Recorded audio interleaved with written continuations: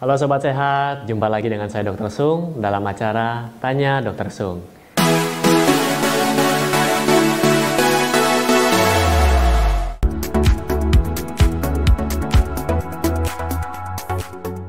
Ya, pada kesempatan hari ini, saya akan menjelaskan topik kenapa saat berhenti minum kopi, saya merasa tidak bertenaga.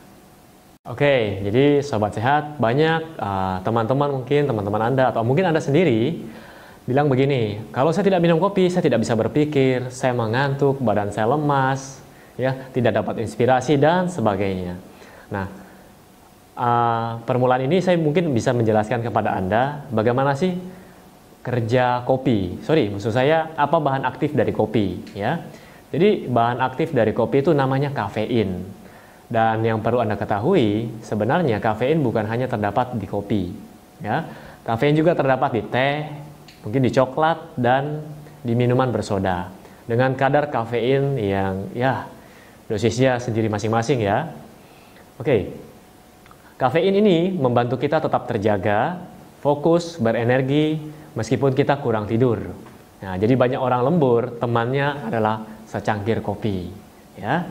Kemudian kafein juga dapat meningkatkan tekanan darah dan membuat kita gelisah. Terkadang seperti itu. Nah, bagaimana sih kerja kafein sehingga bisa membuat kita tetap terjaga? Jadi, di dalam tubuh manusia, kafein ini berfungsi sebagai menstimulasi SSP, sistem saraf pusat, atau dalam bahasa Inggris disebut sebagai Central Nervous System, ya. Jadi, kafein ini tugasnya menstimulasi. Jadi kita tetap terjaga. Nah, tubuh kita memerlukan energi. Jadi tubuh kita memerlukan energi, dan suplai energi ini dimana didapatkan dari dengan cara memecah namanya molekul ATP, adenin trifosfat. Jadi supaya dapat energi, tubuh harus memecah namanya ATP, adenin trifosfat. Dan saat memecah ATP, prosesnya ini akan membebaskan zat yang bernama adenosin. Nah, zat adenosin ini merupakan stimulan bagi saraf pusat, tapi terbalik kerjanya dengan kafein. Kalau kafein tadi membuat kita semangat dan sebagainya, adenosin ini terbalik. Dia membuat kita mengantuk, merasa lebih lemas, lelah. Jadi pengennya bawanya tidur aja. Nah, ini kerjanya adenosin, ya. Nah, sehingga saat kita mengkonsumsi kafein, posisi adenosin tadi akan digantikan oleh kafein. Jadi yang harusnya kita kurang tidur akhirnya mengantuk, tapi karena diisi dengan kafein, akhirnya posisinya tadi tergantikan, kafeinlah yang bekerja. Ya, 1 hari, 2 hari kita minum kopi. Nah, pada hari ketiga mungkin kita sudah mulai merasa lebih mengantuk lagi, akhirnya dosis kopi kita tambah. Dan otak itu akan menciptakan reseptor baru untuk menerima kafein tadi. Jadi otak ini menciptakan penerimanya lagi. Karena dosis kafeinnya kita tambah, otomatis penerimanya di otak akan ditambah. Ya, lama-kelamaan dosis kafein ini kita akan meningkat. Jadi banyak orang bilang, saya kalau minum 1 cangkir, 1 hari tidak cukup. Lama-kelamaan 2 cangkir, 3 cangkir. Tapi hati-hati, kafein juga punya efek negatif kalau terlalu banyak. Ya, jantung Anda bisa berdebar, tekanan darah Anda bisa naik, dan mungkin Anda bisa gelisah. Dan yang paling parah, Anda susah tidur saat malam hari, atau mereka sebut insomnia. Disebut insomnia, ya. Nah, jadi kafein ini punya efek positif dan punya efek negatif jika disalahgunakan, ya. Kemudian kenapa sih kalau kita sudah dalam jangka waktu lama minum kopi, tiba-tiba kita berhenti, tidak minum kopi sama sekali, badan kita rasanya sakit semua, sakit kepala, badan rasanya kayak habis dipukuli mungkin, lemas, tidak punya tenaga, tidak mood, ya. Nah, penjelasannya seperti ini. Jadi tubuh kita saat terjadi peningkatan kafein, tubuh kita beradaptasi terhadap peningkatan kafein tadi. Ya, reseptornya bertambah banyak, penerima kafein ini bertambah banyak. Dan Anda harus ingat, penerima kafein ini fungsinya sama dengan penerima adenosin tadi yang menyebabkan kita mengantuk. Saat kita lepas total kafein, tidak ada kafein yang masuk sama sekali, ingat reseptor tadi banyak.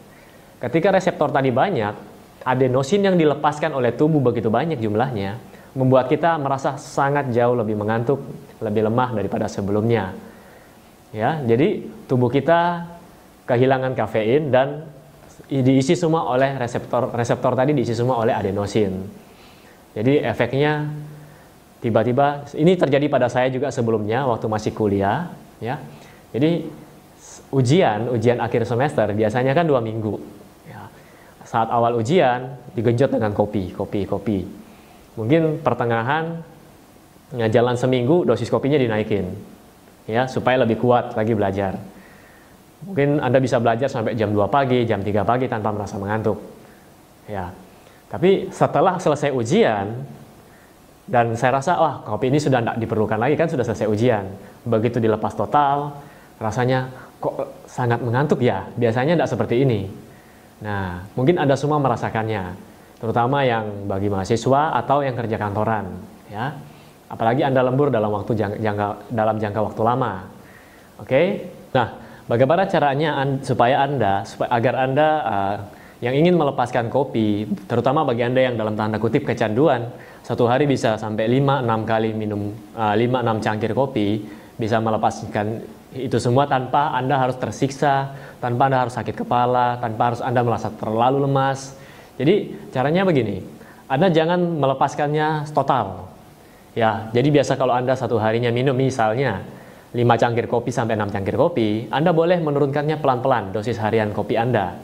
Jadi Anda biasanya 6, mulai besok dikurangin jadi 5 cangkir kopi. Mungkin 2 hari kemudian bisa dikurangi lagi 4 cangkir kopi. Setelah itu 3 cangkir kopi. Ya, saya bukan bilang bahwa kopi itu jelek, tidak.